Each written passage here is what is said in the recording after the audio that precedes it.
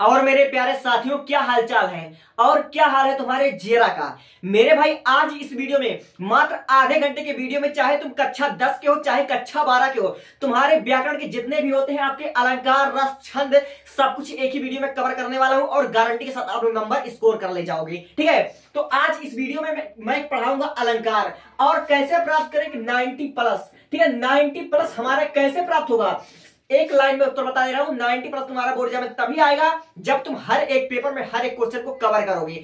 अगर क्वेश्चन छोड़कर आओगे तो मेरे भाई तुम्हारे अच्छे परसेंटेज नहीं आएंगे, लेकिन अगर तुम क्वेश्चन को कवर कर लोगे और सही सही अच्छी राइटिंग में लेकर आओगे तो गारंटी के साथ तुम्हारा 90+ आएगा। ठीक है, एक जवाब और सटीक जवाब। तो आज इस वीडियो में कक्षा 10 वालों को या फिर कक्षा 12 वालों को या किसी भी क्लास को, अगर कभी भी तुम्हारा व्याकरण में तुमको प्रॉब्लम आ रहा है, खासकर पहचानने में, जैसे कि 9वीं और 10वीं में जो हमारा विकल्प आता है कि पहचानी कौन सा है हमारा अलंकार है, तो मात्र 1 मिनट में समझा रहा हूं। ठीक है, देखो सबसे पहली बात, काव्य की शोभा बढ़ाने वाले तत्वों को अलंकार कहते हैं। ये बात बच्चे को पता है।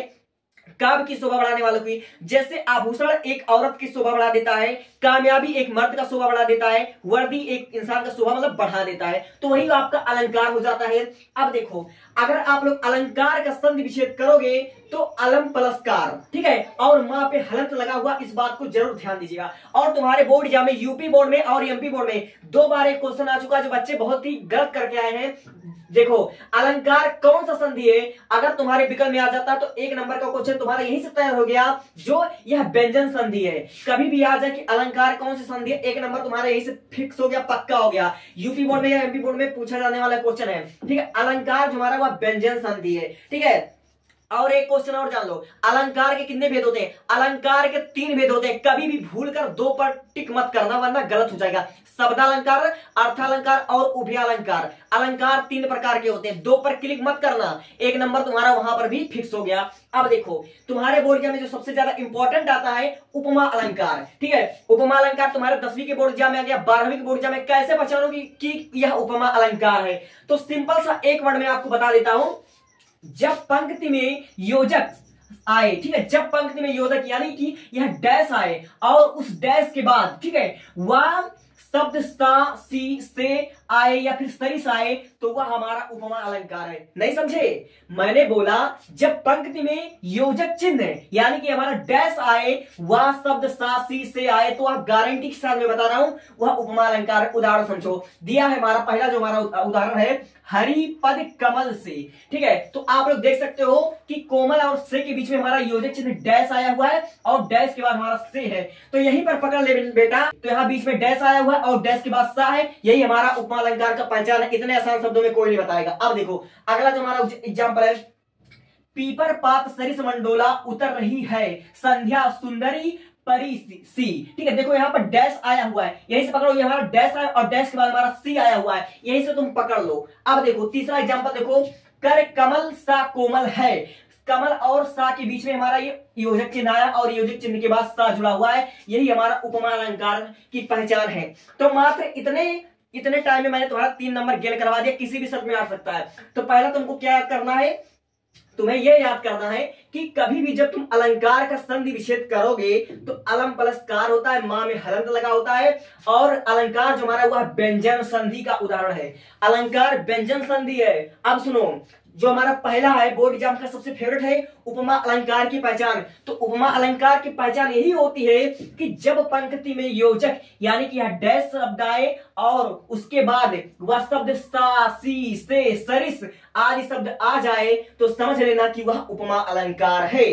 ठीक है, यानी कि इसके 2 पहचान है। पहला कि आपको इसके बीच में, दोनों के बीच में योजक चिन्ह चाहिए और योजक चिन्ह के बाद तुमको यह सा या फिर सी या फिर से या फिर सरिस ये शब्द होने चाहिए, अन्यथा नहीं। ठीक है, तो पहला एग्जांपल मैंने बताया हरिपद कोमल से, तो यह हमारा योजक चिन्ह यही हमारा बता रहा है कि यह उपमा अलंकार है, उसके बाद में हमारा सा शब्द आया हुआ है। पीपर पात सरिस मनडोला उतर रही संध्या सुंदरी परी सी, ये हमारा योजक चिन्ह आया, उसके बाद सा आया, यही हमारा उपमा अलंकार का पहचान है।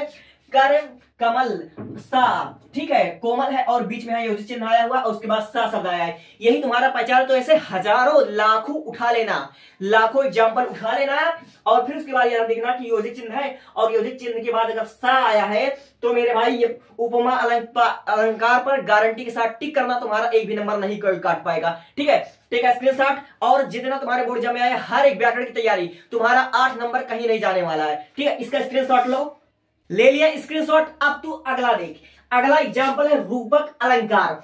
जब भी तुम्हारे 10वीं के एग्जाम या 12वीं के एग्जाम में आ जाए कि उपरोक्त पंक्ति में कौन सा अलंकार है, तो रूपक अलंकार को कैसे पहचानोगे। देखो, जब कभी भी तुम्हारा पंक्ति में केवल योजक चिन्ह है, यानी कि तुम्हारे केवल डैश आए और बाद में साफ सी ना आए, तो तुम्हारा रूपक अलंकार है। जैसे हमारा पहला एग्जाम्पल दिया हुआ है, चरण कमल बंधु हरिराई, तो आप लोग देख सकते हो चरण और कमल के बीच में हमारा योजक चिन्ह आया हुआ है, लेकिन योजक चिन्ह के बाद तुम्हारा सा से सी नहीं है। ठीक है, और इसका तुमको अब रट्टा नहीं मारना क्योंकि कल तुम्हारा बोर्ड एग्जाम है। ठीक है, देख सकते हो। और गिरी, देखो देखो लिखा है, गिरा अनिल मुख पंकज रोकी, प्रकट न लाज निशा अवलोकी। तो तुम्हारा यहाँ पर देख लो बाबू, डैश आया हुआ है, योजक चिन्ह तुम्हारा आया हुआ है, यहाँ भी योजक चिन्ह आया हुआ है, लेकिन योजक चिन्ह के बाद तुम्हारा सा से सी नहीं आया हुआ है। यही तुम्हारा रूपक अलंकार की पहचान है। ठीक है, जैसे दिया हुआ चरण कमल बंधु हरिराई, यानी कि जो हमारा प्रभु श्री कृष्ण के चरण है वह कमल के समान कोमल है। लेकिन तुम्हें ये जानने की क्या जरूरत है, जो तुम्हारा कल बोर्ड एग्जाम है, तुम्हारे पास टाइम बहुत कम है, इसलिए केवल पहचान बना रहा हूं कि तुम्हारा 20 नंबर का जो तुम्हारा विकल्प आता है उसमें अगर एक अलंकार आ जाए तो तुम गलती मत करो। ठीक है,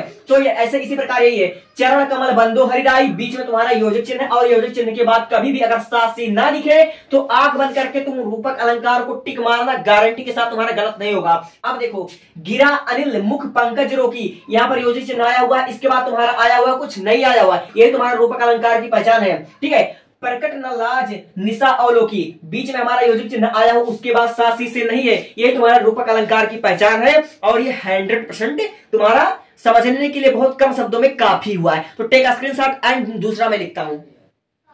अब मेरे भाई देख, बोर्ड एग्जाम का सबसे फेवरेट चीज उत्प्रेक्षा अलंकार, गारंटी के साथ 5 सेट में आएगा, 5 सेटों में आएगा, 7 में से 5 सेट में गारंटी के साथ आएगा। तो इसका पहचान बड़ा इजी है। देख, यदि पंक्ति में मनु शब्द आए, जनु शब्द आए, मनहु शब्द आए, मानो शब्द आए, जानो शब्द आए, आदि शब्द आए, तो तेरे को आंख बंद करके उत्प्रेक्षा अलंकार पर क्लिक करना है। ठीक है, देख हमारा एग्जाम्पल दिया हुआ है, सोहत ओढ़े पीत पटु श्याम सलोनी गात, मनो नीलमणि शैल पर आपतु परियो प्रभात। तो तुम्हारा क्या आया हुआ है, यहां पर मनो शब्द आया हुआ है, यही से पकड़ लेना कि यह उत्प्रेक्षा अलंकार है। अब देखो, नेत्र मानो कमल है, तो तुम्हारा यह आया हुआ है कि नहीं, मानो शब्द, यही तुम्हारा उत्प्रेक्षा अलंकार की पहचान है।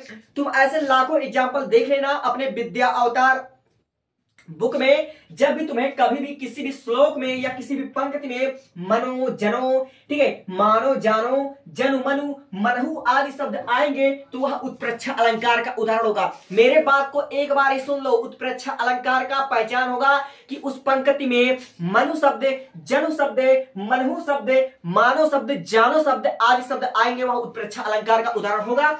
एक दो एग्जाम्पल मैं करवा रहा हूं। देखो, सोहत ओढ़े पीत पटु श्याम सलोने गात, मनो नीलमणि शैल पर अपतु परियो प्रभात। अब देखो, नेत्र मानो कमल है, यही तुम्हारा पहचान है। ठीक है, तो take a screenshot and move for next. आधे घंटे में सब कुछ खत्म।